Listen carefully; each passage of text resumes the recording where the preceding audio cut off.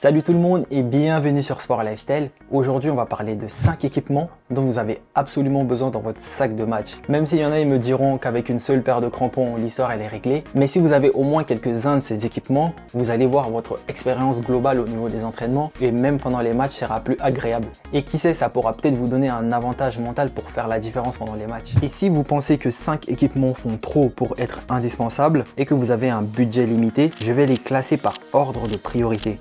Du coup, vous pourrez voir dans la liste ce qui est le plus important pour vous. Et bien sûr, je mettrai le lien de tous ces équipements dans la description pour que vous puissiez les acheter. Allez, c'est parti!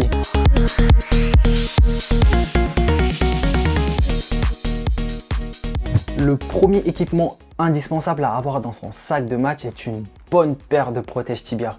Croyez-moi, ça pourrait être un game changer. Déjà, on sait tous que les protèges tibia sont obligatoires pendant les matchs car elles vous protègent des blessures pour pas être éloigné des terrains pendant des mois. Mais le fait qu'ils soient obligatoires et que beaucoup de joueurs n'aiment pas la sensation de porter des protèges tibia, c'est pour ça avoir une bonne paire de protèges tibia prend tout son sens parce qu'on peut vite se retrouver avec un inconfort lorsqu'on choisit un protège tibia qui reste pas en place. Moi personnellement, j'utilise la Nike Flylight Superlock Elite qui a la particularité d'être super légère et petite avec une coque souple. Il a une technologie anti-transpiration et des rainures d'aération à l'arrière. Il a aussi des picots à l'avant pour agripper la chaussure pour empêcher les protèges tibia de glisser. J'utilise aussi des fois la G-Form qui du coup est super légère et je peux venir la mettre directement sous la chaussette et l'entourer avec un tape et ça bouge plus. Je la sens quasiment plus. Mais le seul souci avec les G-Form, c'est qu'ils protègent moins que les Nike, mais ils sont plus confortables. Donc à vous de voir ce qui est votre priorité, le confort ou la protection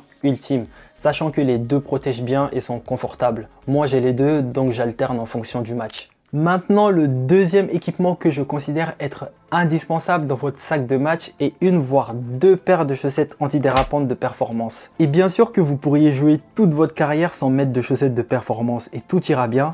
Mais une fois que vous avez essayé une paire de chaussettes de performance, vous ne pourrez plus revenir en arrière car l'expérience est trop cool. La différence avec les chaussettes classiques est que vous avez une adhérence accrue avec des picots ou des pads antidérapants qui vous assurent une bonne stabilité entre votre chaussure et votre pied et qui vous empêche de glisser dans la chaussure. Ça vous procure une bonne sensation de connexion avec votre chaussure. Et maintenant, on voit arriver aussi des semelles antidérapantes directement fournies dans les crampons, notamment avec les chaussures de Nike, ce qui est une très bonne chose associée à la chaussette de performance. Et bien sûr, comme tous les autres équipements de foot, ces chaussettes de performance sont disponibles en plusieurs qualités et gammes de prix. Moi, mon préféré reste la Rana Air One Grip 3.0 qui a vraiment beaucoup de technologies intégrées et qui sont très efficaces. J'ai d'ailleurs fait une vidéo dédiée dessus que vous pouvez regarder sur la chaîne. Il y a aussi les tape design que j'aime beaucoup et qui ont la particularité d'être épaisses. Elles n'ont pas beaucoup de technologie, mais le grip présent dessus est très bon et l'ajustement au pied est excellent. Il y a la Nike Grip aussi qui est pas mal, mais que je trouve de moins bonne qualité comparé aux deux précédents. Et ces trois paires sont sensiblement à prix équivalent, autour des 35 €. C'est assez cher pour une chaussette, mais ça vaut vraiment le coup. Le prochain équipement que je vous recommande aussi est d'avoir des shorts de compression. Elles vous apportent une bonne compression à votre cuisse et vous aident à vous sentir prêt pour jouer un match ou de s'entraîner. Ça vous accélère aussi le processus de récupération si vous avez joué un match difficile physiquement. Ce qui est cool aussi, c'est que grâce à sa couche épaisse, ça vous donne une bonne protection quand vous faites des tacles glissés sur des terrains synthétiques. Je sais que plein de joueurs aiment jouer avec des caleçons, mais comme je le dis, on peut toujours s'en passer, mais une fois goûté, on peut plus revenir en arrière. Et comme d'habitude, vous avez plusieurs variétés de gamme et de prix pour ces shorts de compression. Moi, j'utilise personnellement les Nike Pro qui sont bien au niveau de la compression et du confort. Elles coûtent 35 €, ce qui est pas trop cher comparé aux autres shorts de compression de qualité. Et maintenant, suite logique, le prochain équipement qui pour moi est indispensable, surtout en hiver, est le t-shirt de compression ou sous-corps comme on a l'habitude d'appeler dans les vestiaires. Elle vous ajoute une couche supplémentaire d'isolation quand il fait froid pour vous garder bien au chaud et au sec. Et même quand il fait chaud, il vous garde au frais et au sec car il en existe aussi en débardeur qui est très pratique en été car il évacue l'humidité et la transpiration. Celui que j'utilise lorsqu'il fait très froid est la Nike Pro avec la couche épaisse. Mais quand il fait juste un peu froid, je mets la Nike Pro avec la couche légère. C'est celle que je mets le plus souvent. Et en été, je mets le modèle en débardeur avec la couche fine et je me sens très bien. Le modèle épais coûte dans les 50 € et les modèles avec la couche légère sont au prix de 35 €, ce qui est plutôt correct. Et comme avec les autres équipements, une fois goûté, le demi-tour est très compliqué.